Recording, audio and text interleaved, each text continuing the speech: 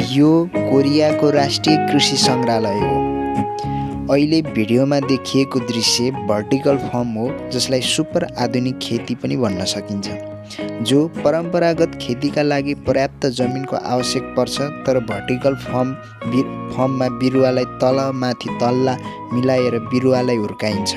यो एउटा सानो कोठामा पनि बिघौ जमिन बराबरको उब्जनी गर्न सकिन्छ।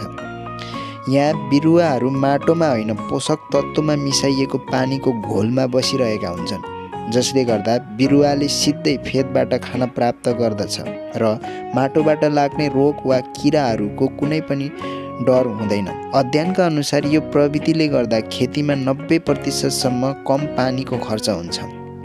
यहाँ बाह्य वातावरणको हावापानीले कुनै पनि असर गर्दैन। कोठाभित्र बिरुवालाई चाहिने रातो वा निलो प्रकाश दिइन्छ र जसले गर्दा तिनीहरूलाई 24 घण्टा बढ्न मद्दत गर्दछ।